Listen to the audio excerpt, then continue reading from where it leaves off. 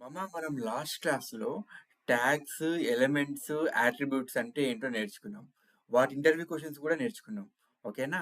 ఒకవేళ నువ్వు అవి చూడకపోతే గనక ఒకసారి ఆ వీడియో చూసి మళ్ళీ ఈ వీడియో చూడు. ఓకేనా? ప్రతి ఒక్క ఇంటర్వ్యూ క్వెషన్ ఇంపార్టెంట్ ఓకేనా? ఈ క్లాస్‌లో మనం ఏం నేర్చుకున్నాము అనంటే, మనం ఈ క్లాస్‌లో heading tag and paragraph tag గురించి మనం నేర్చుకున్నాం. ఓకేనా? సో, ఫస్ట్ హెడ్డింగ్ ట్యాగ్ గురించి నేర్చుకున్నాం.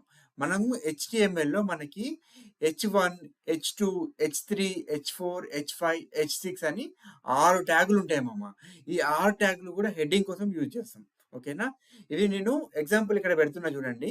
హెచ్1 ట్యాగ్ టు హెచ్6 ట్యాగ్స్ ఎలా ఉంటాయి అనేది అండ్ దాని వ్యూ ఎలా ఉంటుందో కూడా ఇటు సైడ్ పెడుతున్నా చూడండి మామ. ఓకేనా?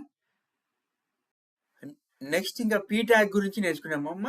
పీ ట్యాగ్ ఎందుకు వాడతామంటే, ఫర్ ఎగ్జాంపుల్ నువ్వు ఒక పేరాగ్రాఫ్‌ని మన హెచ్‌టీఎంఎల్ పేజ్‌లో, మన వెబ్ పేజ్‌లో చూపించాలనుకున్నావు.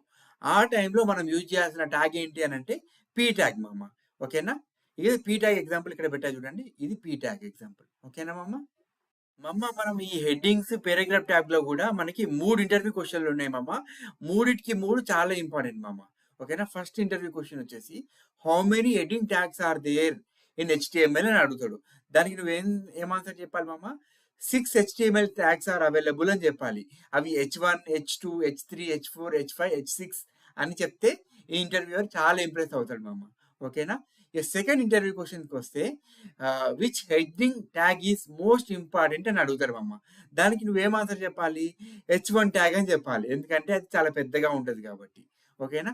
థర్డ్ ఇంటర్వ్యూ క్వెషన్ వచ్చేసి why heading tags are most important for SEO అని అడుగుతారు దానికి నువ్వేం ఆన్సర్ చెప్పాలి? దే డిఫైన్ కంటెంట్ హైరార్కీ అని చెప్పాలి. ఓకేనా? ఇది 3 ఇంటర్వ్యూ క్వెషన్స్ ప్రతి ఒక్క వీడియో ఇంపార్టెంట్. ప్రతి ఒక్క ఇంటర్వ్యూ క్వెషన్ ఇంపార్టెంట్. మీరు ప్రతి ఒక్క వీడియో చూసి మీరు ఇంటర్వ్యూ క్వెషన్స్ అన్నీ ప్రిపేర్ అయ్యి ఇంటర్వ్యూకి రండి. ఓకేనా?